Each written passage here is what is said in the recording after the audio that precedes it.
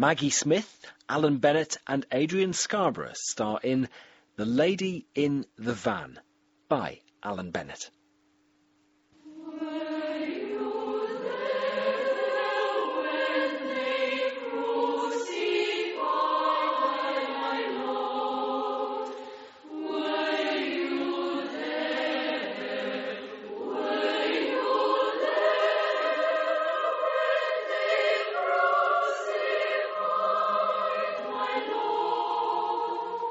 The smell is sweet, with urine only a minor component, the prevalent odour suggesting the inside of someone's ear. Dank clothes are there too, wet wool, and onions which she eats raw, plus what for me has always been the essence of poverty, damp newspaper. Miss Shepherd's multi-flavoured aroma is masked by a liberal application of various talcum powders, with Yardley's lavender always a favourite. And when she's sitting down, it's this genteel fragrance that dominates, the second subject, as it were, in her odoriferous concerto. It's only when she rises that the original theme returns, the terrible primary odour now triumphantly restated, and left to hang in the room long after she has departed. I'm by nature a very clean person. I have a testimonial for a clean room, awarded me some years ago. And my aunt, herself spotless, said I was the cleanest of my mother's children, particularly in the unseen places. Having builders in the house means that I'm more conscious of the situation, so I determine to speak out. Miss Shepherd, there is a strong smell of urine. Well, what do you expect when they're raining bricks down on me all day? And then I think I've got a mouse, so that would make for a cheesy smell, possibly. Alan, can I ask you a question? The answer is I've no idea. You don't know the question yet. I do know the question. The question is, where does she go to the lav? Lavatories always loom large with my mother. What memory was to Proust, the lavatory is to my mum. Well, where? The answer is I don't know. You don't know with that smell? Well, I know, and I haven't been to Oxford. Knickers. She does it in her breeches.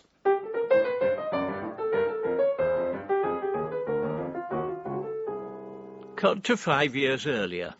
I'm standing by the convent in Camden town, looking up at the crucifix on the wall, trying to decide what's odd about it. Normally, when Jesus is on the cross, he looks, well, relaxed. Nothing more he can do about it after all. Here, he looks tense, on edge. It's as if he'd escaped through one of the barred windows and flattened himself on the cross in order to avoid the German searchlights. He's the Christ of Colditz. You're looking up at the cross. You're not St. John, are you? St. John who? St. John, the disciple whom Jesus loved. No, my name's Bennett. Oh, well, if you're not St. John, I want to push for the van. It conked out. The battery, possibly. I put some water in, but it hasn't done the trick. Was it distilled water? It was holy water, so it doesn't matter if it was distilled or not. The oil is another possibility. That's not holy too? Holy oil in a van? Don't be silly. It would be far too expensive. I won't push into Albany Street. Scarcely have I put my shoulder to the back of the van, an old Bedford, than in textbook fashion Miss Shepherd goes through her repertory of hand signals. I am moving off, I am turning left. The movement's done with such boneless grace, this section of the highway code might have been choreographed by Balanchine, with Ulanova at the wheel. What have we stopped for? This is Albany Street. The top of Albany Street. I want the bottom. That's a mile away. So? You're young?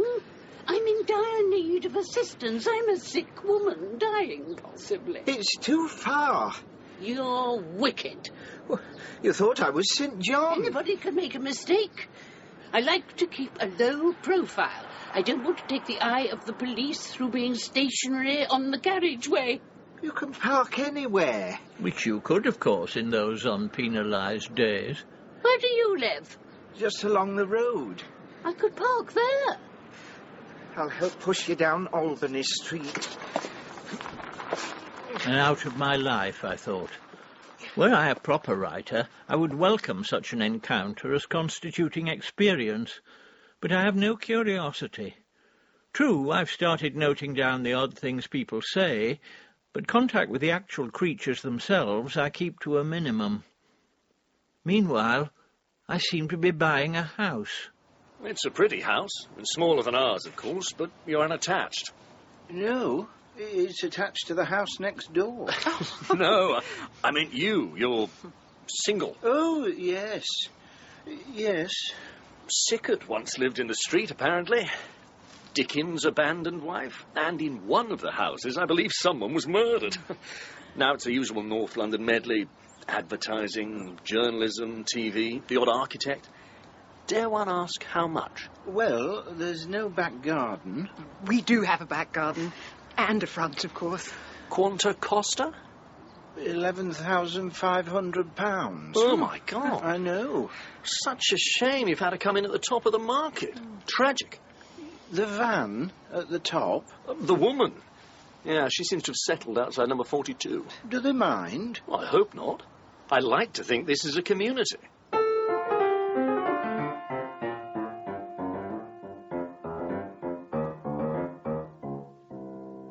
The woman in the van sells pamphlets. I came across her today outside Williams and Glyn's Bank on the corner of Camden High Street. She chalked a picture of St. Francis on the pavement. At least I took it to be St. Francis. The cowled figure actually looked like Little Red Riding Hood. Only one or two birds winging in for a bit of conversation gave the game away. I also sell pencils. They only cost a copper. But a gentleman came by the other day and said that the pencil he had bought from me was the best pencil on the market at the present time. It lasted him 3 months. He'll be back for another shortly. You're against the common market, I see. Not me. The soul in question. You're not the writer? Not necessarily. I'll go so far as to say this. They are anonymous, and they are a shilling. You only gave me 6pence. It says in the pamphlet St. Francis hurled money from him. Yes, but he was a saint, so he could afford to. I hear Madam's been given the push from 42. Oh. She's getting nearer. Outside number 70 now. Still, they've got a son at Bedales, and the daughter's a cello fanatic. They'll probably like her. Mrs. Vaughan Williams says her name is Shepherd. Been a nun at some point. Can you watch the house? We're off to foreign parts. France. I didn't know you could be an ex-nun. I thought once you'd signed on, it was quite hard to kick the habit. Anywhere in particular in France? No, we just let the trusty Volvo follow its nose. Wayfarers all. My mother is on the phone. I wish I was good. You are good. No, the way all the people are good. Where are you sitting? On a chair in the passage. That's how her depressions always start. Sitting on an unaccustomed chair. The doctors put her on tablets. They won't work. They never do. We're on the hospital trail again. She's on the move. And out comes the undulating, greasy raincoated arm to indicate I am moving off. Whose turn will it be now? Mrs. Vaughan Williams? No. Not the Berts? 58? No. I am coming to a halt. No. Not there. She can't park there. What will I tell them? I'm supposed to be watching the house. I want a ruler. A tape measure would do. I must measure the distance between the tiles and the curb. What for? 1.5 inches is the ideal gap. There needs to be proper circulation of air, or decay might set in. I came across it once in a Catholic motoring magazine under tips on Christian parking. Oh. The tyres are sacred tyres. They haven't been pumped up since 1964. Still, that doesn't mean one should dispense with the necessary precautions. I'm not sure you should park there at all. They're away in France. On pilgrimage? No. I went on pilgrimage once. Not long after the war. Slept on the floor in a church hall. You didn't stay long outside number 50. Because it was non-stop music. I had to ring the bell. The daughter said something about her A-levels. I said, it's the noise levels I'm worried about.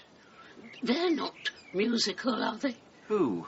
Opposite, 64. No. Though they go to the opera.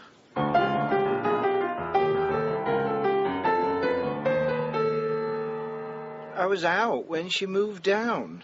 I came back and there she was. Do you mind? Mind? Oh, my dear man, why should we mind?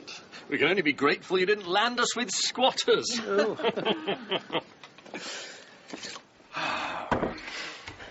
People have to live somewhere. Not outside our gate. We can't move her on. Why? Everyone else has. She's as much right to be here as we have. No, she hasn't.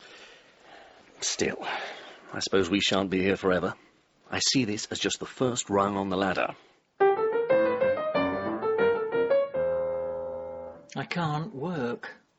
And the van doesn't help. When I can't work, I watch her. So write it down. No. I write about one old woman as it is, ma'am.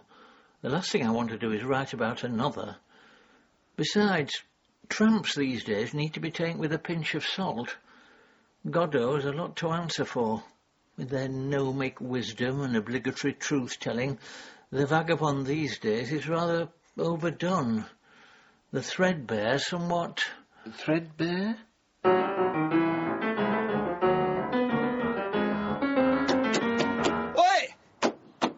Come on! Yes. Can I help you? No. Why? What on earth do you think you're doing? An old lady lives there. Well, I know that. What do you think I'm banging for? I want to have a look at her, don't I? Why? Why not? You still on the telly, then? You're nervous. You're trembling all over. Sodding sod. Oh. Mr. Bennett. I thought you were in the van. No.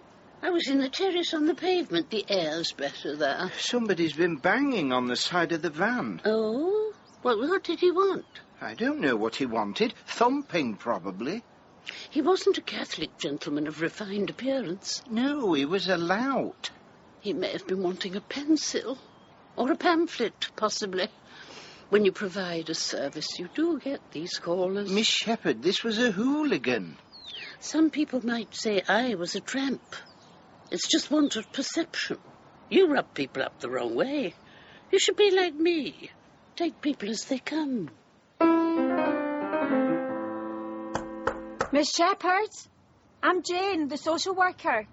I don't want a social worker. I'm about to listen to any answers. I brought you some clothes. You wrote asking for a coat. Not during any answers. I'm a busy woman.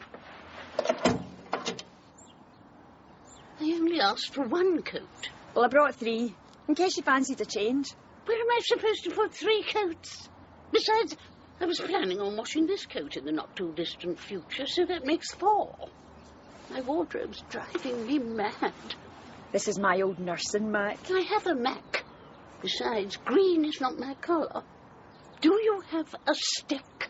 The council have that in hand. It's been precepted for. Will it be long enough? Yes, it's one of our special sticks. I don't want a special stick. I want an ordinary stick, only longer. If I should want to get in touch with you, who should I call? I don't want to be got in touch with. Well, there must be somebody. You can try Mr. Bennett. Only don't take any notice of what he says. He's a communist, possibly. Me? Did you ask the people opposite? They're nearer.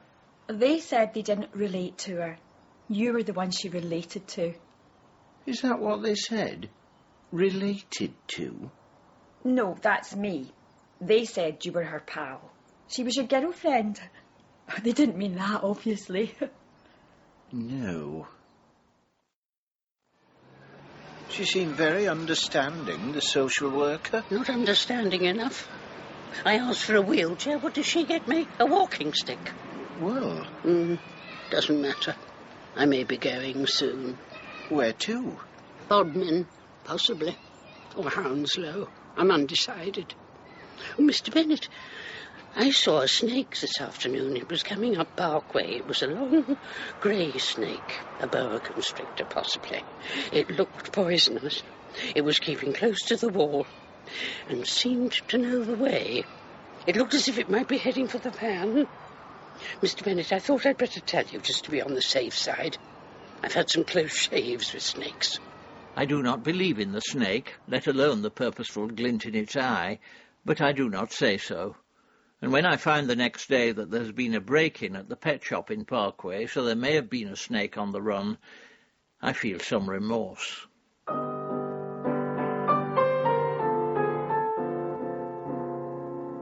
Visiting my mother, I find her depression has deepened, bringing with it delusions.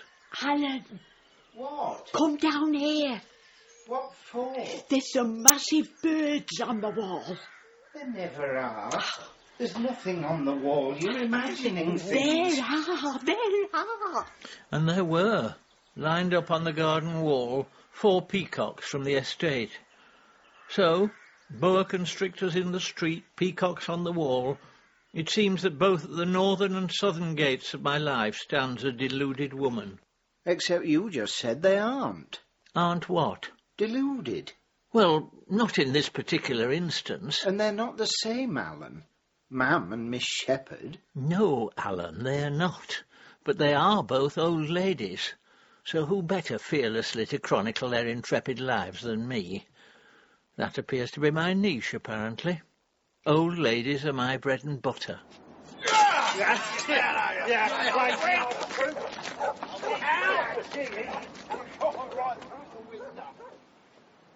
You should have called the police. Why? They're no better. I woke up at 5 the other morning and there's 2 of them idly shining their torches in the windows, hoping she'll wake up and enliven a dull hour of their beat. I'd like to shove red-hot knitting needles up their nostrils. The police? The louts. I just wish our caring Camden Council would find her a flat. They will. Only they say if she keeps it like she does the van, the other tenants would treat her worse than here. Ergo, we should be nastier still. Joke? No. Sorry. Mr. Bennett, could you type me out a letter? It's to the College of Cardinals. I was going to phone Mother Teresa, but the woman at Directory Inquiry said she drew a blank. To the College of Cardinals, Rome. Your Eminences, now it is coming up to the papal election, I would like to suggest that an older and taller pope might be admirable. Taller underlined. Height counting towards knowledge too, probably. I went to Tunbridge Wells yesterday. Why Tunbridge Wells? I was told the air was better there, only I got myself arrested. It was my clothes that did it. I was on the station and the policeman thought I was wearing a nightie. I don't think this style can have got to Tunbridge Wells yet. Mr. Bennett, une autre chose. Je crois que vous étiez en vacances en France. Yes, oui. Je étudiais en France il y a 35 ans. Really? Vraiment? You'd better ask her what. Qu'est-ce qu'elle étudie? Qu'est-ce que vous étudiez? J'étudiais... What do you want to know for? Because it's interesting. Je m'intéresse. Je suis à Paris. Avant la guerre? What guerre? La guerre mondiale numéro 2. Oui. La deuxième guerre mondiale. Qu'est-ce que vous étudiez? There you go again. I was studying incognito. But what? What were you studying? Music. The pianoforte, possibly. Have you got an old pan scrub? I'm thinking of painting the van. One of those little mop things they used to wash dishes would do. How about a brush? I've got a brush. This is for the first coat. She moves slowly round her mobile home, thoughtfully touching up the rust patches and looking in her long dress and sun hat, much as Vanessa Bell would have looked had she gone in for painting Bedford vans. What kind of paint are you using? The shade is crushed mimosa.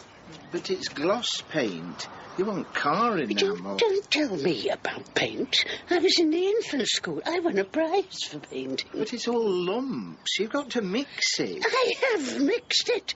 Only I went and got some Madeira cake in it. Cake or no cake, all Miss Shepherd's vehicles ended up looking as if they'd been given a coat of badly made custard, or plastered with scrambled egg.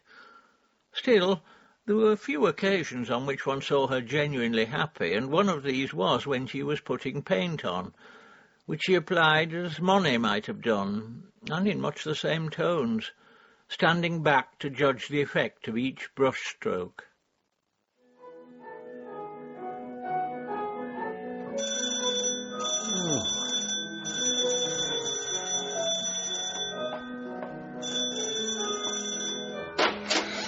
Stop that music.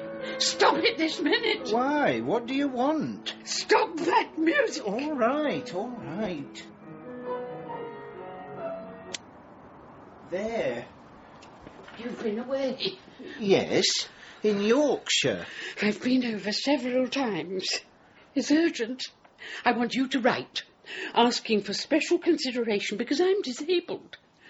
I don't always use a walking stick, and that pulls the wool over people's eyes. But what they forget is that I am a bona fide resident of Camden, and there's been no prior notification where legal rights are concerned. I had rheumatic fever as a child, and Mum... Miss Shepherd, what is it? Yellow lines. Yellow? In the street. They wanted me to shift the van so they could make the lines continuous, and I said I was disabled, which I am. So now they've put the yellow lines as far as the van and started them again the other side. So it's still legally parked? For the moment. Only now they've put a removal order under the wiper. You could always drive on. Go somewhere else. There may not be enough juice. I can get you some up the road. Oh, I don't like their petrol. Besides, there may be another problem. What problem? Well, some years ago, I saw this recipe for petrol substitute in a church magazine. It was a spoonful of petrol, a gallon of water, plus a pinch of something you could buy in every high street. Well, I got it into my head. This was bicarbonate of soda, but I may have remembered it wrong. And you put it in the van? Bicarbonate of soda? Well, the recipe may have said sodium nitrate, but the man in boots wouldn't sell me that, as it can cause explosions. So that's what's in the van now? A spoonful of petrol, a gallon of water and a pinch of bicarbonate of soda? Well, it might go. It might just need a bit of coaxing. And in the meantime, I want you to write to the council asking for special consideration, reparking arrangements. Say you're going to expose it on the BBC, because I am disabled. People see me walking about perfectly normally, but that's because I'm making a superhuman effort. What I'm worried about particularly are the wheels. They're under divine protection. If I do get this other vehicle, I'd like the wheels transferred. Miss Shepherd, what other vehicle? They may be miraculous, the tyres. They've only had to be pumped up once since 1964. Miss Shepherd, what other vehicle? They only cost me a £5. Miss Shepherd, you said about another vehicle. A van. Another van? A titled Catholic lady in the terrace says she may get me one as an act of charity. It's Lady Wiggin. Only she'd prefer to remain anonymous. I bet she would. Will she let you park outside her house? No, she was very specific about that. So where will you go in this new vehicle? I haven't decided. I've got 1 or 2 irons in the fire. I may not go anywhere. Though Dunstable is one option. What I need is off-street parking. So what are you going to do? Play it by ear.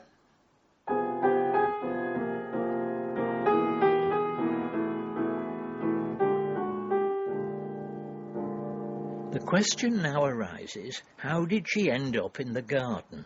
Simple. You invited her. Me? On what you called the cork-lined room principle. Her being attacked on the street all the time jeopardised your peace of mind, so you couldn't work. That's what you said. I just thought you wanted something to write about. I never wanted to write about her. Oh, another old lady, right up your street. Her coming into the garden was a question of will. It was what she wanted all along, and you found it easier to say yes than no. People could say that was kind. Kind is so tame. Come on, help me. Couldn't it be anger, social conscience, guilt? No. Well, whatever it might be, let's be plain about one thing. It can't be just being nice. Nice is dull. Yes. And anyway, I'm not nice. You are a saint. An angel. I mean, who else would do it? Well, we might. It's not permanent. No. It's only until she decides where she's going to go. 3 months at the outside. Quite. The open road, the distant highway. I can't see us staying long. And it's not as if your garden is much of a feature. It's a wild garden. Of course it is, darling. She'll be so grateful. Put it in your garden? I don't know. It might not be convenient. No, I've thought it over. Believe me, Miss Shepherd, it's all right. Not convenient for you, convenient for me. I may have other plans. You're not doing me a favour, you know. I've other fish to fry. A man on the pavement told me if I went south of the river, I'd be welcomed with open arms. I was to learn that to reject favours when offered was always Miss Shepherd's way. Time had to pass to erase any sense of obligation or gratitude, so that when eventually she did avail herself of the offer and bring the van in, the feeling was that she'd done me the favour. One laughs, but international diplomacy proceeds along much the same lines. So, for a while, the yellow line still ending at the van and starting the other side, I waited. Mr. Bennett, what is the manure doing? I got it for the garden. Well, could you move it? Or put up a notice saying that the smell is the manure? When I bring the van into the garden, people may think the smell is me. So you've decided to bring it in? I hope I shall have enough room. What for? My things. I shall have to put some bags under it, clothes and such like, probably. If you don't want all the bags lying about, you could get a tent. A tent? It need only be 3 foot high, and by rights ought to be erected in a meadow, only it would go by the van. Then there are these shatterproof greenhouses. Miss Shepherd, it's only a tiny garden. You're only going to be here for a month or 2. Or something could be done with old raincoats, possibly. Gradually, Miss Shepherd evacuates her belongings from the old van, until, an empty windowless shell, the council tows it away. And on that same morning, invested by her anonymous donor, Lady Wiggin, with the keys and logbook of her new and as yet unpainted vehicle, and once again employing her full repertoire of hand signals, Miss Shepherd drives it into the garden.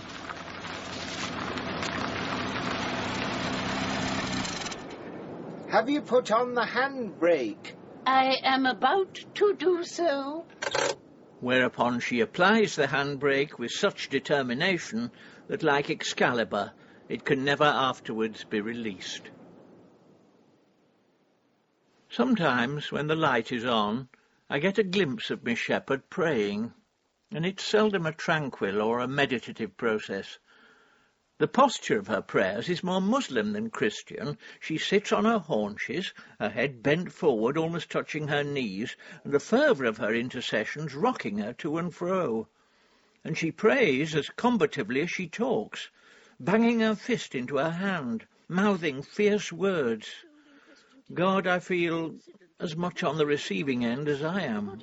The word accident was mentioned in a local newspaper, allegedly fatal, and a felony committed possibly. But towards the end of Holy Year 1950, I went to Rome on pilgrimage, where I was told by an elderly priest of my acquaintance, who has since died, that a plenary indulgence does cover traffic matters possibly, though a policeman may not always think it applies, through ignorance possibly, O Virgo Fidelis, first leader of all creatures, may evil will draw back before thee. I hunger and thirst for the fulfilment of a just era, and utterly trust impossible light received. Subject always to the Roman Catholic Church in her rights and to amendment. Lady. Lady. Are you there, lady? I like the new vehicle. A real spanker. Not a mark on it. Not a bloody scratch. Are you saying your prayers still? How's the piano? Can I help you? Oh, good evening to you, sir. Finding myself in the vicinity, I am taking this opportunity to pay my compliments to Margaret. Margaret? I've been out of the game for a while. You know how it is. Miss Shepherd? Shepherd, is it? Miss Shepherd? Shepherd. Very good. Well, she's not there. Of course. This isn't the van, is it? She had another one. Very sensible. Very good. Very good. Well, I'll bid you good night then, sir. I will call again when my schedule permits. Good night, Margaret.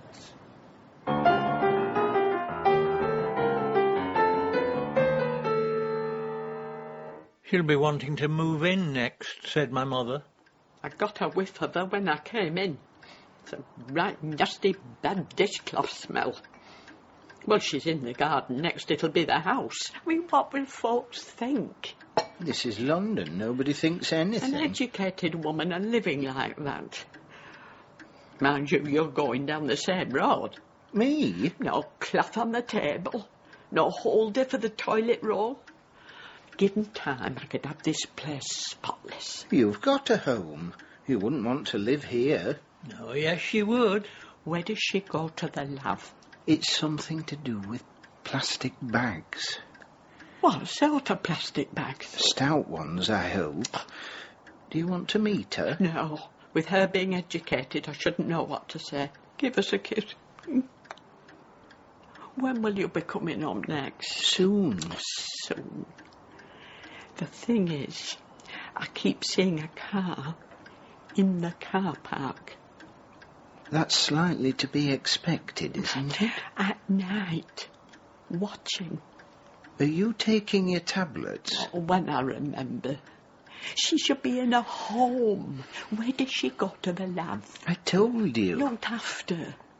A place where they'll wash her and make her presentable. I'm surprised they let her roam the streets. It's like a fairy story. A parable in which the guilty is gulled into devising a sentence for someone innocent, only to find it is their own doom they have pronounced. Because my mother is much closer to being put in a home than Miss Shepherd. I do miss you, Dad. Give us a kiss. I asked our Gordon when he was a pilot, did he go behind the clouds? And did he? I forget.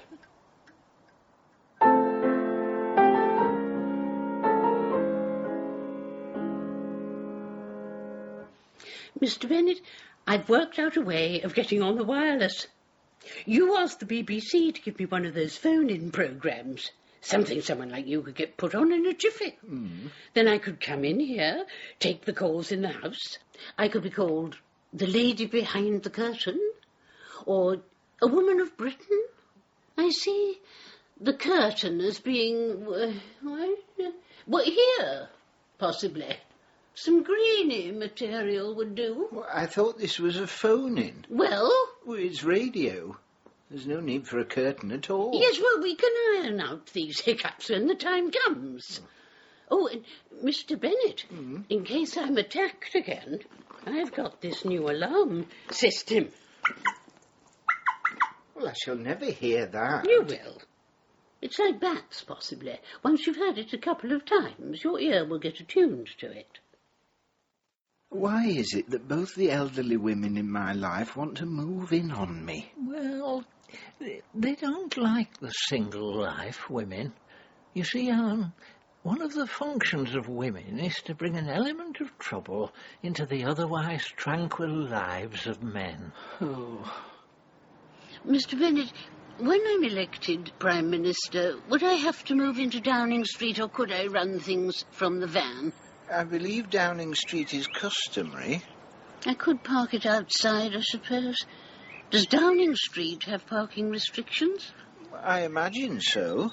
But if you're Prime Minister, I would think an arrangement could be made. They'd provide me with secretarial help. I couldn't write all the letters myself. There are secretaries, I'm sure. Oh, I don't want them in the van. I can't be providing room for secretaries. They could crouch outside, I suppose. Or just stand by the window. You do. Yes. Mr. Bennett? Yes? This political party I'm founding, will you join? Is it left or right? Oh, it's not left. Oh, it's definitely not left. I don't want to let the cat out of the bag too soon about what it stands for, in case the other parties pinch the policy. What is the policy? Well, I'll tell you so long as you keep it under your hat. Right. Justice. Is that it? What more do you want? Everybody wants justice. Yeah, but nothing more specific? Stopping noise is an adamant priority.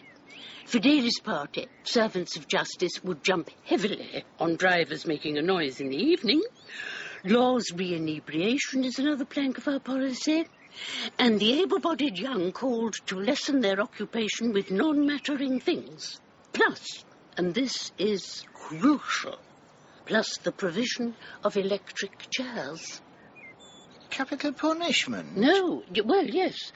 But what I mean are those electric chair things that some old people have to run about in. I want one.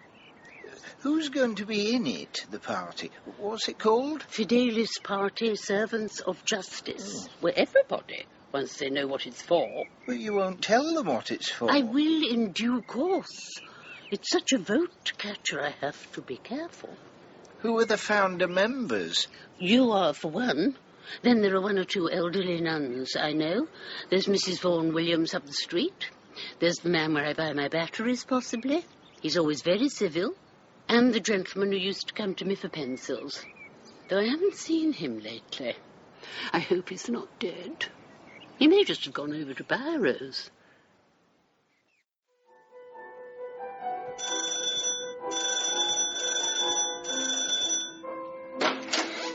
Mr. Bennett, stop that.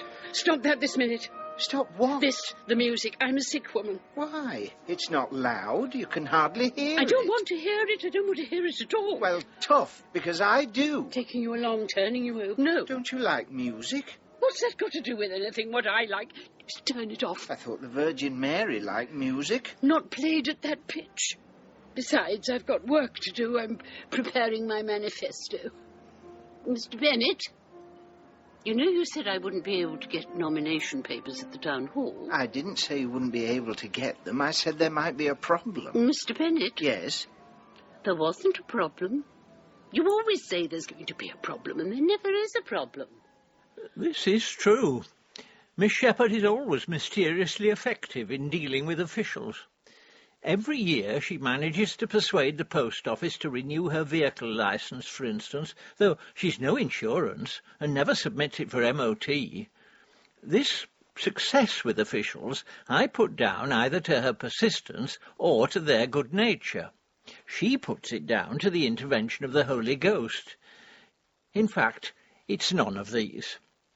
It is the smell. One whiff, and anyone with whom she's dealing falls over themselves in order to accommodate her, the more speedily to be rid of this woman and her attendant aroma.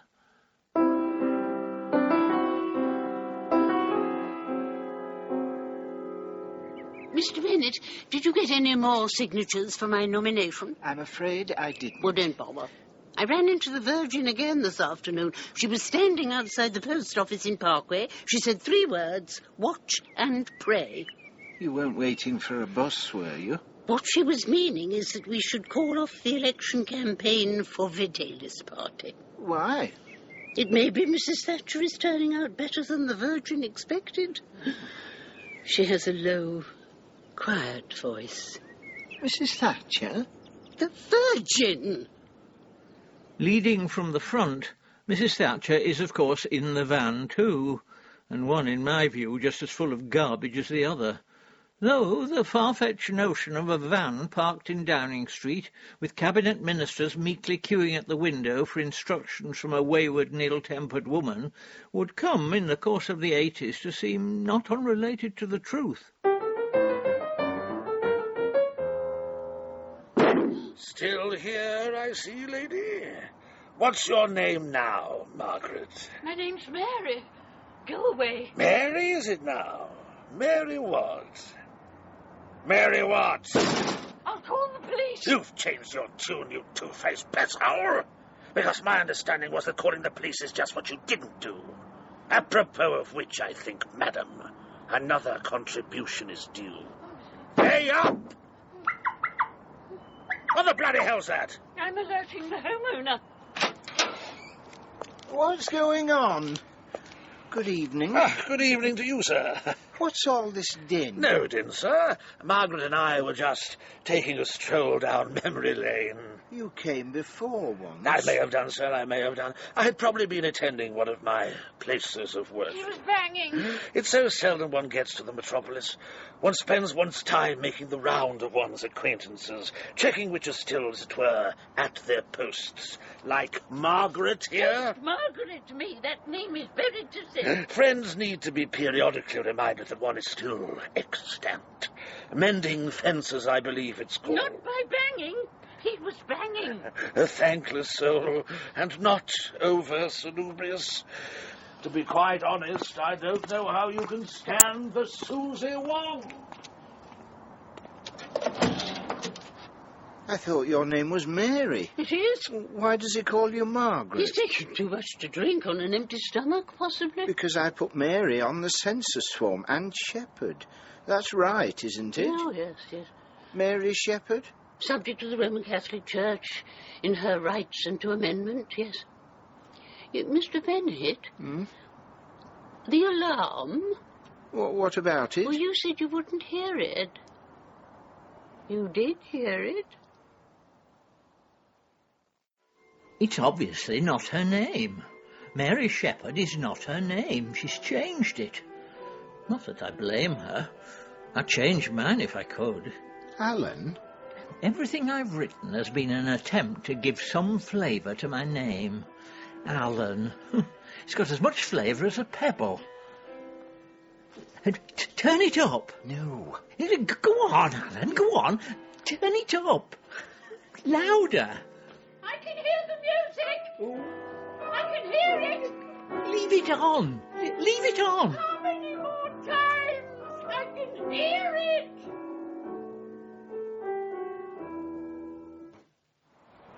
How can you dislike music? You used to play the piano. How did you know that? You told me. I didn't say I didn't like it. I don't want to hear it. That's all.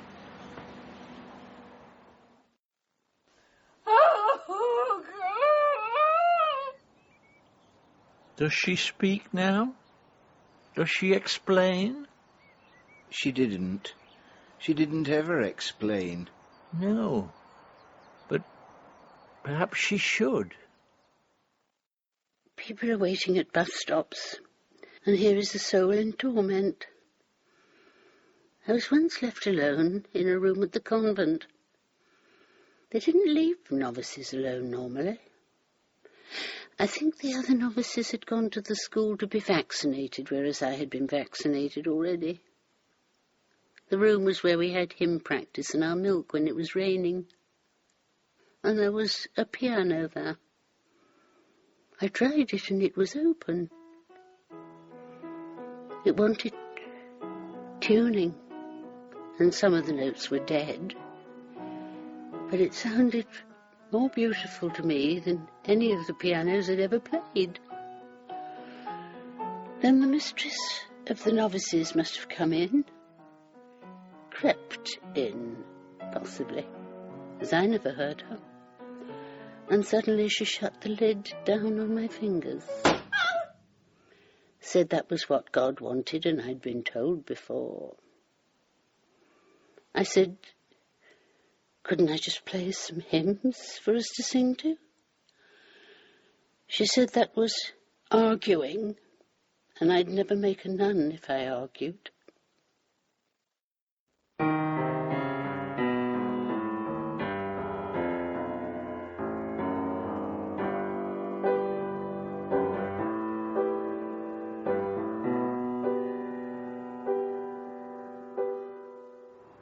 Is she confined?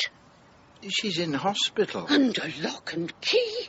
No wonder she's depressed. She wanders the streets. Everybody likes a bit of fresh air. At 4 o'clock in the morning, she needed treatment. Are you next of kin? Yes. Yeah, they're the ones you've got to watch. The next of kin. They can't touch you legally a year and a day. If you keep out of their clutches for a year and a day, you're free. That's the law.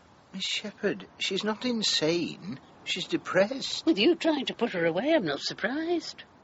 So I get rid of one old lady and take in the other. These days, it's almost as if we're married. How's your old lady, people say? Still there. Your mother died, didn't she? No, she was in hospital, only now she's in a home. Still, she doesn't know where she is, so that's a blessing. And where is she? Weston-super-Mare. Except you're seldom so frank as that. When people ask, you don't say she's in a home. You lie and say, she's with my brother in Bristol. Putting her in a home seems some sort of failure. And giving this one a home? That seems a failure too. Actually, that's quite neat. I like that. Oh, piss off. Where will you park it? In the residence parking. You haven't got a permit. Yeah, I have. I got one yesterday. You never told me. You'd only have raised objections if I had. Have you insured it? I don't need insuring. It's like the van. I'm insured in heaven. Oh, so who pays if you have an accident? The Pope? I shan't have an accident. What if you run into something? I shan't run into anything. I'm an experienced driver. I drove ambulances in the blackout. Well, what if someone runs into you? Miss Shepherd, what if someone runs into you? You've no business saying that. Why do you say that? No one is going to run into me. No one. Where's the key? What key? The car key. I put it down. Well, I haven't got it. You have. You've taken it. I have not. You're lying. You don't want me to have the car, so you've taken the key. Don't shout. I have to shout because of your ignorance. The gate going bang, bang, bang, all hours of the day and night. I'd be better off in a ditch. Give me the key. I haven't got your sodding key. What's that round your neck? This. This. No. The key. The sodding key. Shouldn't you say sorry? I've no time for sorry. Sorry is for God. That was the first and practically the only time I ever touched her. It wasn't her calling me a liar that made me, even in this scarcely injurious way, suddenly violent. It was that she was mad. I knew I'd never had the key, and her need to convince me that I had was like someone suffering from delusions, who needs to convince you of their truth. It was my mother. It's always Ma'am you compare her with. They're not the same.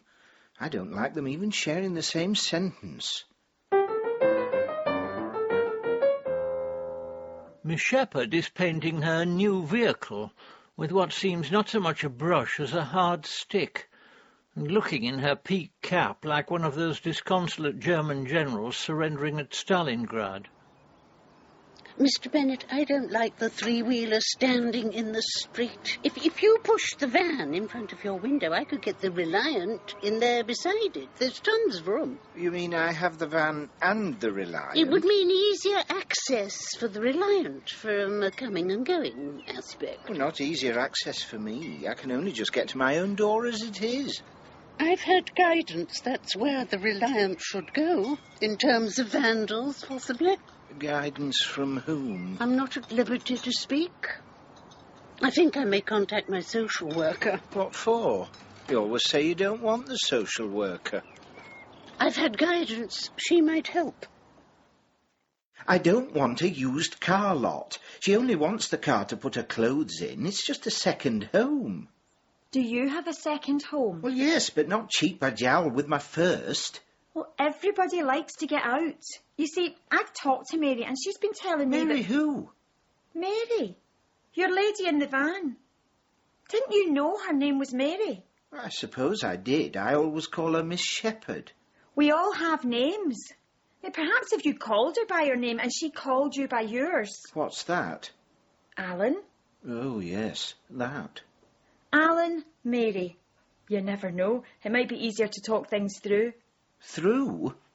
There is no through. How do you talk things through with someone who has conversations with the Virgin Mary?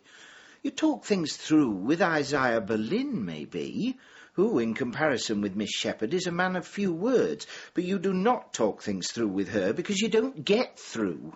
Alan, I'm getting a bit of hostility here. I realise that for you this may be a steep learning curve, but it's really not... No, it is not a steep learning curve. I've never been on a so-called learning curve. I am as likely to be found on a learning curve as I am on the ski slopes of Zermatt. And besides, her name isn't Mary. Oh? Why? I don't know. Some people seem to think it's Margaret, and that it isn't even Shepherd. Well, I have her down as a Mary. Yes, and you presumably have her down as a rational human being. The reliant being, as the social worker points out, Miss Shepherd's second home, what more natural than that Miss Shepherd should spend her weekends there? And so, at 7:30 this Sunday morning, her slippered foot toys with the accelerator, bringing a breath of Brands Hatch to the Sunday morning street, and otherwise decent Liberals curse her under their breath as they stagger from their beds to retrieve the papers from the doormat. Putting some rubbish out, I see what I take to be a snail or slug clinging to the side of the bin. It's a small brown turd with one hair attached to it, presumably an escapee from one of Miss Shepherd's plastic bags. Mr. Bennett, I may go away any time. Brighton, possibly, or St Albans. I need the air, so don't worry if you don't see me. Or I may go on retreat to Cornwall with some nuns I know. I've got 1 or 2 irons in the fire. Though, Mr. Bennett... Yes? I'm not committing myself. I may not go at all. In her mind, Miss Shepherd was a frequent traveller, a figure of unexplained absences and abrupt departures. She was always threatening to go away, but seldom did. This time, though, it seemed she had. What's happened to Sterling Moss? Oh. I haven't seen her at the wheel recently. Taking a well-earned break, I imagine. The Dordogne, possibly. Really? Pauline. Oh, sorry. Only it's one of the places we'd thought of moving to. Yeah, although that includes most localities this side of the Arctic Circle. I take it she's been in a mental hospital. Why? She asked me the other day if I had the Pope's private address. I mean, I said I thought Rome would probably get it. Was that recently? 3 or 4 weeks ago. It's just that I haven't seen her around for a bit. I'm right in thinking that large, many-contoured stain on the back of her frock denotes incontinence. Well, I don't think it's a fashion statement. Oh, darling. What you must be hoping is that one of these days she'll just slip away. Don't you believe it? That's what happens in plays. In life, going downhill is an uphill struggle. How's your mother? Oh, same. Sits, smiles, sleeps. Are you all right? Me? Yes, why? Not upset about your play? No. I saw a good review the other day. I was told they were all good. Oh, they are, I'm sure. We enjoyed it. I mean, I'm amazed how you remember it all. The one I saw was particularly perceptive about you. Really? Saying what? That you couldn't make your mind up. What about? Anything, really. Oh. It meant in a good way.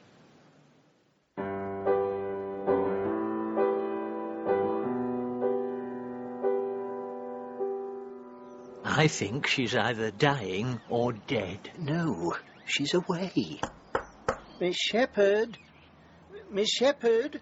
Did you know she was dead, the coroner will ask? Was there no smell? Oh, there was always a smell. I'm thinking of Mum, who is neither dead nor alive. Dying is better. Yes, so look in. No, Are you scared? No. Not of the body. You're scared this may be the end of the story, and now I'm going to have to tell it. I'm scared, maybe, but you're pleased. No, I'm fascinated. You're contemptible.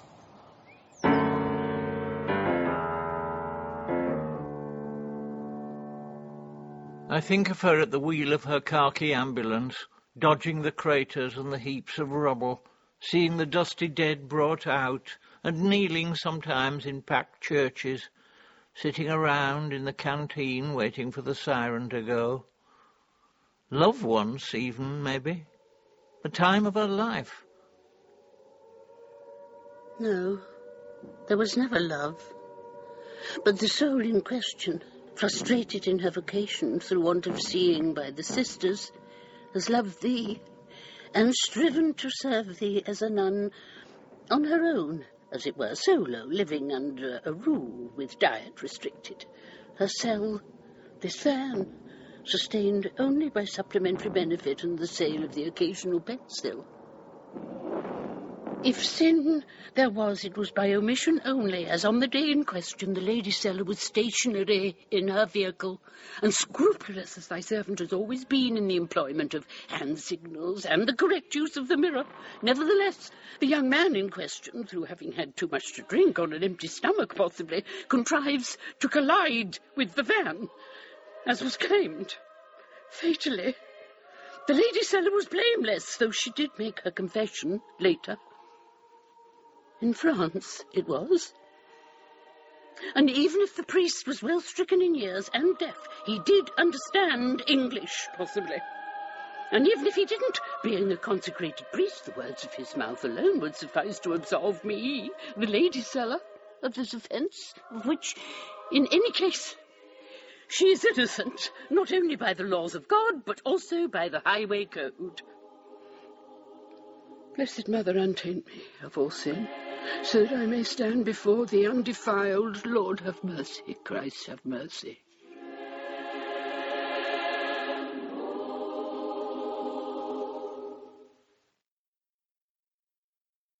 Should I look now, do you think?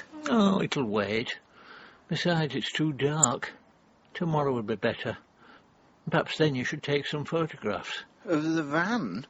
She never liked that. Of the van, and if she's taken away, all that, as a personal record. There were so many things I should have asked her. She wouldn't have answered.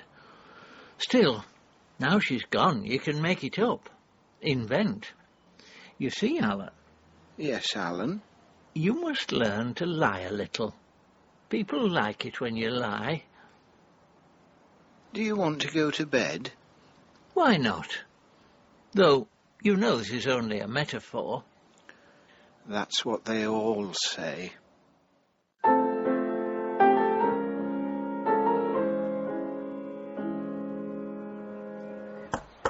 Miss Shepherd? It's over. She's dead. Miss Shepherd?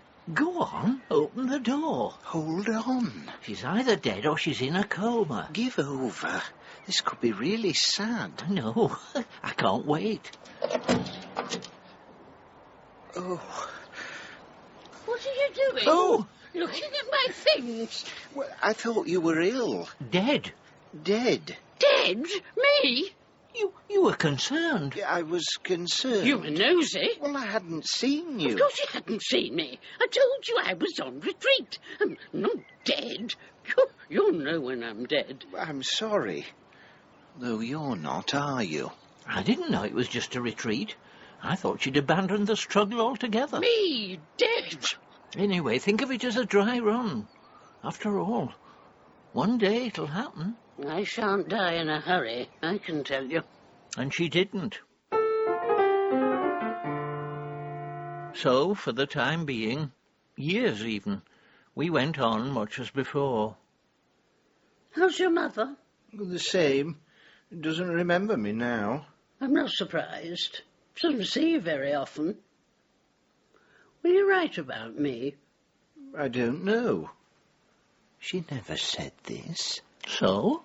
You write about your mother? She didn't say that either. No, No, but why would she? You write about her all the time, one way and another. You use your mother. That's what writers do. Me next, I suppose? Possibly.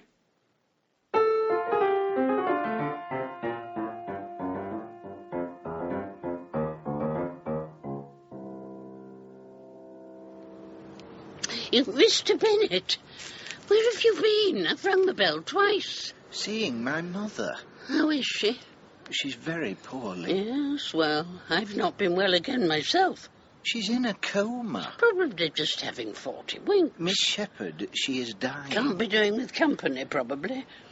Anyway, now you're here, I want some shopping done. You ought to go yourself. You should try and walk more. I do walk. I never see Well, you. it's because you're not about in the middle of the night. I want some batteries and some sherbet lemons. I got you sherbet lemons last time. You never know when you'll run out. I'm on them again now. I don't want to have to go off them. Is there anything else? No. Do you want some towels? Towels? What do I want towels for? I did not mean towels. I meant the kind of towels my mother used to send me next door to the draper's and baby's knitwear shop for when I was a boy. Towels that came in plain brown paper parcels, towels that could not be mentioned. And the reason why I'm mentioning them is because I can see one such towel, probably an incontinence pad, drying by the electric ring inside the van. The stench is staggering. Can you smell a smell? I can, yes. It isn't me. It's that Greek restaurant. They do things on sticks. Would you like me to make you a cup of coffee? No, I don't want you to go to all that trouble. I'll just have half a cup.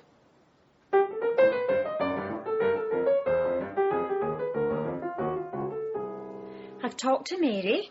Or Margaret. Or Margaret. Miss Shepherd, anyway. She isn't too well. You're right to be concerned about her, though we ought, I think, to look at her all-round well-being. She tells me you don't encourage her to get out and lead a more purposeful life and put obstacles in her way. I don't encourage her to think she can become Prime Minister. I do encourage her to try and get to the supermarket. These days women have other needs. They can do both. Become Prime Minister? No, they can pursue a career or whatever. Your homemaking's not the only option.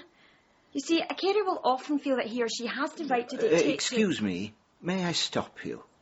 Do not call me the carer. I am not the carer. I hate caring. I hate the thought. I hate the word. I do not care and I do not care for. I am here, she is there. There is no caring. It's interesting that she irritates you and yet she stays. When you're saying that she should be in hospital, is it really a way of saying something that you can't admit? Namely, that you want to be rid of her. I mean, unmarried daughters, single sons, they often have this problem. She is not my mother. It's not one a doctor can always solve. I don't particularly want to be rid of her. Why? It would be entirely natural if you did. You're saying that the problem is I want her to go, and when I say I don't want her to go, you say that's a problem too. Is this what's called counselling? Alan, I'm sensing that hostility again. You see, I'm wondering whether, having cared for Mary, as it were, single-handed all these years, you don't, understandably, resent it when the professionals lend a hand. No, though I resent it when the professionals, as you call it, turn up every 3 months or so and try to tell me what this woman, whom I have coped with on a daily basis for 15 years, is like. What is she like? Mary, as you call her, is a bigoted, blinkered, cantankerous, devious, unforgiving, self-centred, rank, rude, car-mad cow, which, Miss Aileen McNiffnaff, is to say nothing of her flying faeces and her ability to extrude from her withered buttocks turds of such force that they land a yard from the back of the van and their presumed point of exit. Though, of course, you didn't say a word of that. No. People would think that was because you were too nice. It's actually because you're too timid. Yes, only this being England, timid is good too. I think this has been very helpful. I'll see about getting a doctor. I gather she's lived in the van for some time. Yes. Don't you mind that? Me? Sometimes. And how old now? 78. Hello? Miss Shepherd, the doctor's come. Is it a man, Doctor? Yes. I don't want a man, Doctor. Don't they have a woman? I only want to take your pulse. Which hand? Do you have a preference? No. It's normally cleaner than that. Have you finished with this hand? Miss Shepherd, I'd like to take you into hospital for a day or so, just to run some tests. I've always had great faith in onions. Yes. Onions can only take you so far, medically speaking. She won't go to hospital. How do you know? Ask her. Would she go to the day centre? She could be looked at there. She won't go to the day centre. Are you sure? Have you asked her? I know. Mr. Bennett, I'm going to the day centre. Oh. The social worker was wanting to know my next of kin. I don't want my next of kin broadcast, so I said I didn't have any. Only I've left an envelope in the van, but keep that under your hat. Mr. Bennett, they won't keep me in. No. They're going to give you a bath and put you in clean clothes and do some tests. Will they leave me to it? Where? In the bath. I can bath myself. I've won awards for that. Yes, I remember. Mr. Bennett? Yes? It won't look as if I'm being taken away. Taken away where? Where they take people because they're not right, possibly. Do they do that still? Well, sometimes, though you need a lot of signatures. They pretend things to get you there sometimes. See, that's the danger with next of kin. It's one of their tricks. They might just be pretending it's a day centre. Oh, no. I was had like that once before. She kept on about next of kin. Did you not wonder about it? I used to wonder if she died whether the next of kin would all come crawling out of the woodwork. Well, let's see. Perhaps they should. Miss Shepherd? I'm a bit behindhand with things, so there may be a bit of a Susie Wong. Put your arm round my neck. Oh, I've never gone in for this kind of thing much. I note how, with none of my own distaste, the ambulance driver does not hesitate to touch Miss Shepherd and put his arm round her as he lowers her into the chair. I note, too, his careful rearrangement of her greasy clothing, pulling the skirt down over her knees in the interest of modesty. I'm coming back, you know. It's not a toe-in-the-water job. Is there anything you want to take and have us wash? Why? Most of my things are clean. Well, Mr. Bennett? Yes? Keep an eye on the van.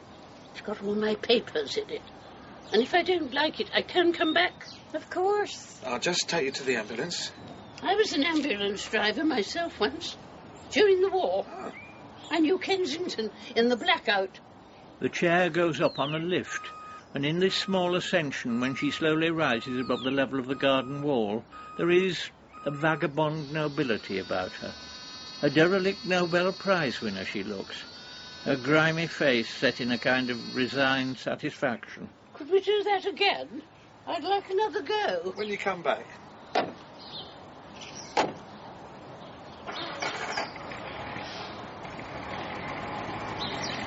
I don't think she will come back. No. She's quite frail. Can you visit? Why? I thought I could take her some flowers. That is, if she decides to stay. Nobody can ever have given her flowers in her life. What are the flowers about? Guilt? Maybe. I don't see why. She's been a cow. Yes. Has she in all these years ever said thank you? No. Which is a kind of triumph, really. I wouldn't want her to break her duck now. But I don't want to lose touch. Oh, no, nor do I.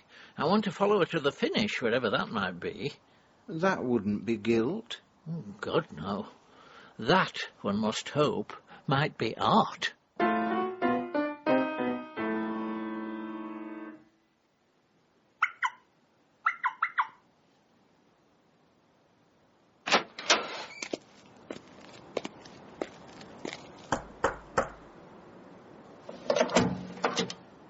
Miss Shepherd? I'm a bit done up. I came back under my own steam. Came back? What for? Well, I wasn't stopping in that place. A woman said my face rang a bell. Was I ever in Holloway? And wouldn't give over. They gave me some mints. She said, you'll find the mints here is a step up from the mints in Holloway. I don't know about the mints in Holloway or anywhere else. You look nice and clean. That would be the bath. They let me do it myself. Only the nurse came and gave me some finishing touches. She said I'd come up a treat. The soap they use comes in a bottle. I might invest in some of it myself. I mean, what would I be doing in Holloway? Give her the flowers. I nearly forgot. I bought you these. Flowers? What do I want with flowers? They only die. I've enough on my plate without flowers. You won't often have been given flowers. Who says? I've had bigger flowers than these, and with ribbons on. They don't compare. I can give you something to put them in. I've got a Horlicks jar they'll go in. There's some old Horlicks in it still, but it won't do them any harm. Not being given flowers. There were always flowers. Flowers were routine. And I'd smile and curtsy. There was a piano at the day centre. Music. How are people supposed to avoid it?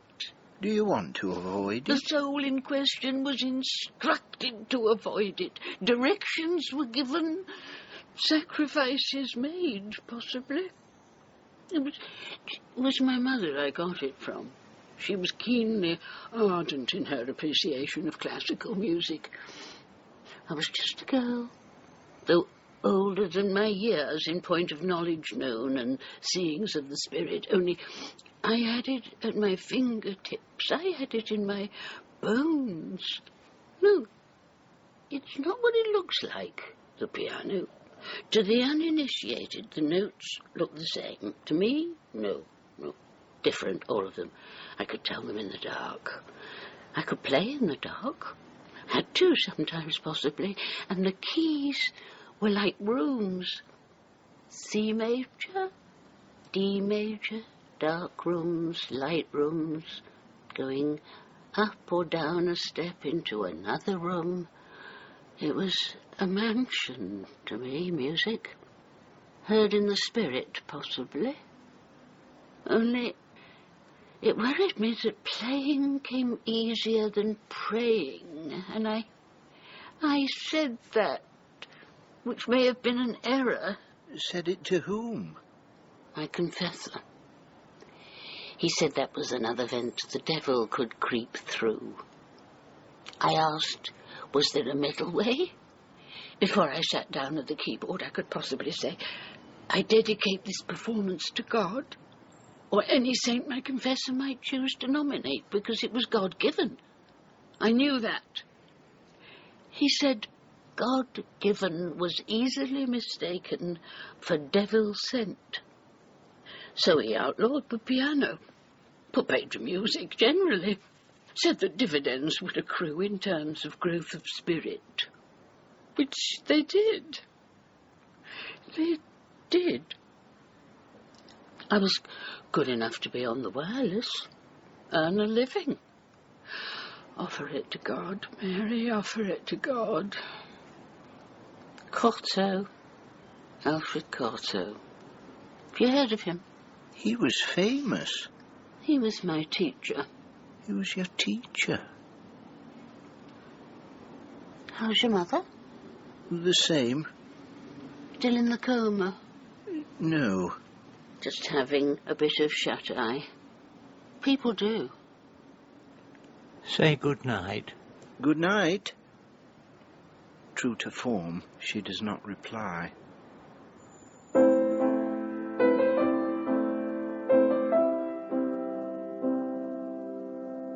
There has been some talk about lying.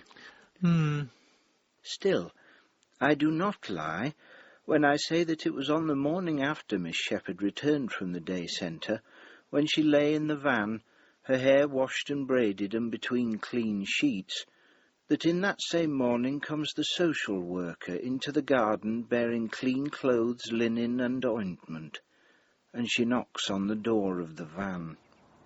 Mary? Mary? No one has ever done that before, got into the van. She is dead.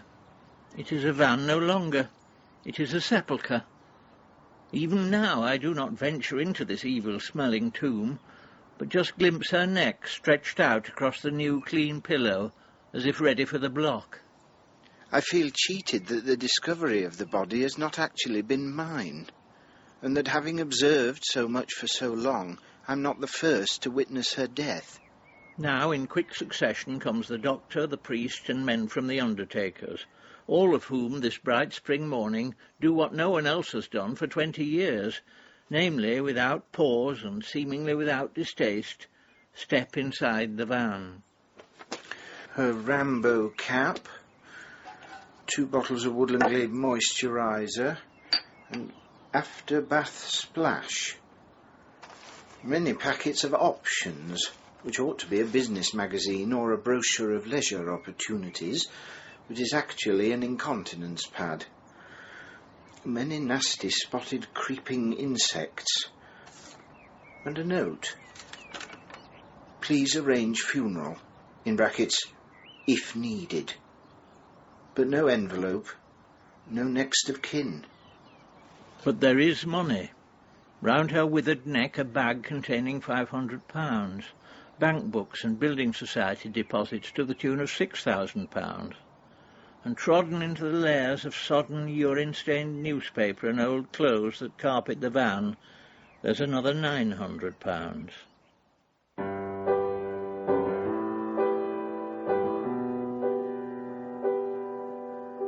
She's gone, then? Yes, on Wednesday. To a bunk, did she? Oh, in that she died, yes. Margaret was very lucky, if you ask me, because they never caught up with her. Who? The law. What had she done? It's what she didn't do. A crossroads, stop, give way, you know the kind of thing. Major road ahead, anyway. Banstead or thereabouts. Our lady at the wheel. Motorbike comes up, too fast, maybe. Raining. Brakes, skids, hits the side of the van. Nobody's fault. His, maybe, but not hers. She's stationary at the junction. Gets out, looks.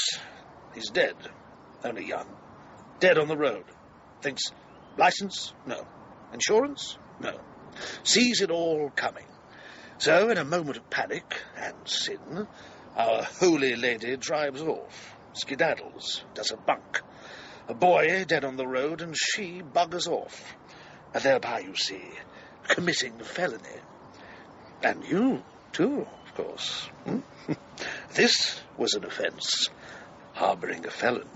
What was her real name? Margaret what? What's it worth? Of course. That's why you came round. You were blackmailing her. But I'm grieved, sir, that my attempts at elucidation have been so vulgarly misconstrued. And since my presence is shortly required in Lisson Grove, I will bid you good afternoon. I found a letter in the van from Storrington, Sussex. Was her name Fairchild? Mr. Bennett? Yes. You've written to me about a Mary Teresa Shepherd, a 79-year-old woman who has died. I have to tell you, I know no such person. She's left some £7,000. She names you as her next of kin. Come in. It's obviously my sister. Though Shepherd was not her name. She was born Margaret Fairchild. I am Leo Fairchild, her brother who had her put away, in Banstead, which was, of course, an asylum. £7,000. Why did you have her put away? God, sin, hell, the whole bag of tricks. Morning, noon and night. My poor mother took refuge in the attic. I don't regret it. Though, in any case, first chance she got, she was over the wall and out. And, the important point, stayed free for a year and a day, which meant they couldn't put her back. Odd length of time. A year and a day. Like a fairy story. Well, Let me set your mind at rest. I don't want the money. Give it away. Or keep it. Why not? No, I couldn't. Think of it as rent. You had her for years. An hour was long enough for me. He's a big disappointment. I think he's nice. Exactly. Much better for the story if he'd been a money-grabbing shit. Well, we could always pretend. No, we can't. He's still alive. Should have stuck to the piano, and maybe none of this would have happened. Did she play well? Superbly. Bold and muscular and more like a man would play, I imagine. Great dash. No, when she was playing, you could forgive Margaret everything.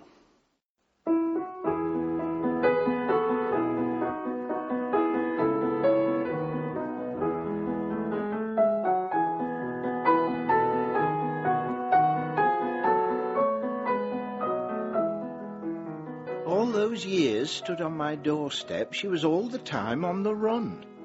Self-sacrifice, incarceration, escape and violent death. A life, this is what I keep thinking, a life beside which mine is just dull. I gaze down on her coffin and reflect that her new quarters are rather more commodious and certainly sweeter than that narrow stretch of floor on which she had slept these last 20 years. One of the undertaker's men takes the eye, though scarcely more than a boy. Not an occupation one drifts into, I imagine, undertaking, and one that, like becoming a policeman, implies a certain impatience with ordinary slipshod humanity, and in particular, this piece of humanity that has got so slipshod as actually to die.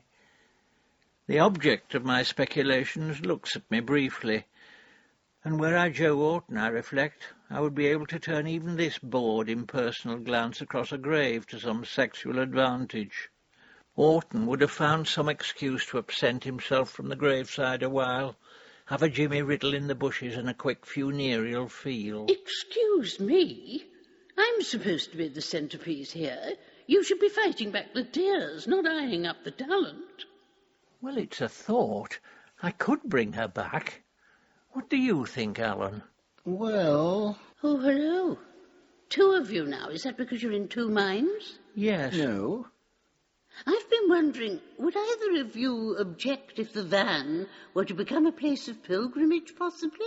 No. I'm getting rid of the van. The van is going. I'm thinking of that car the Catholic priest was murdered in Poland. That became a place of pilgrimage. It did, yes. Yes, only you haven't been murdered. I haven't been murdered, strictly speaking, but I have gone through so much deprivation and want of necessities over a prolonged period, I would have been overjoyed if I had been murdered sometimes. Quite. Say the van were left on site. That would encourage a cult. Healing might take place, and any proceeds, donations, jewellery, and so forth could go towards the nuns. The nuns? What did the nuns ever do for you? Not much. But when the donations start rolling in, they'll realise what a catch I would have been. Of course it was the same with St. Bernadette. They only realised with her when it was too late. It's one of the drawbacks of sanctity. It's generally posthumous. That's something you could do. This play you're writing, pump it up a bit. If it were along the lines of the Song of Bernadette, it would make you a packet. The Song of Bernadette? Do you know what your trouble is? Too many scruples in the way. It's always been no, all along the line. I've had a much more adventurous life than you, because I got on with it. You just sit there. You want to take a leaf out of my book. Be bold. How? Why do you just let me die? I'd like to go up into heaven. An ascension, a transfiguration, possibly. That's not really my kind of play. Why not try it for a change? I came into the garden for 3 months and stayed for 15 years.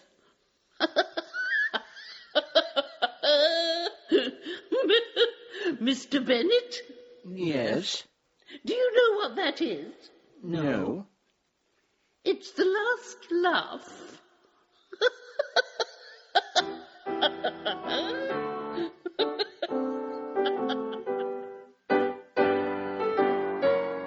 Starting out as someone incidental to my life, she remained on the edge of it so long she became not incidental to it at all.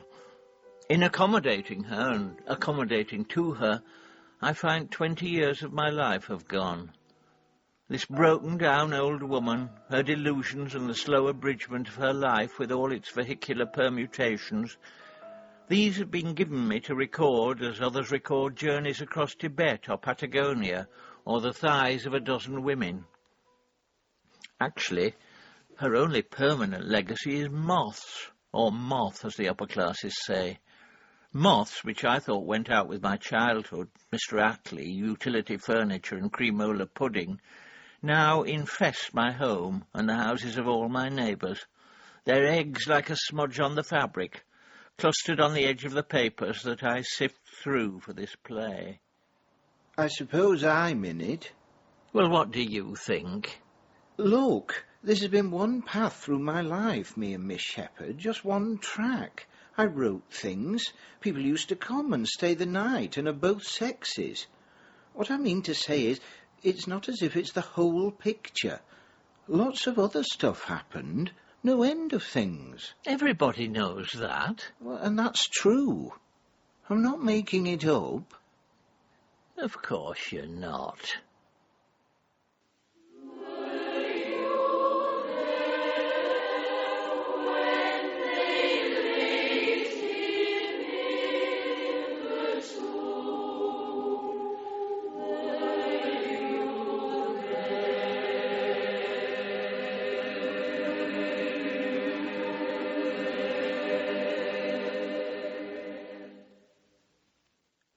In The Lady in the Van, by Alan Bennett, Maggie Smith was Miss Shepherd. Adrian Scarborough, Alan Bennett, and Alan Bennett was Alan Bennett too. Alan's mam was played by Marcia Warren, the social worker by Caroline Guthrie, Underwood by Stephen Critchlow, Fairchild by Philip Fox, and the two neighbours were Matt Addis and Janice Acquah. Other parts were played by Malcolm Tierney and Jonathan Tafler. Original music was composed and played by Simon Morecroft. The Lady in the Van was adapted and directed by Gordon House.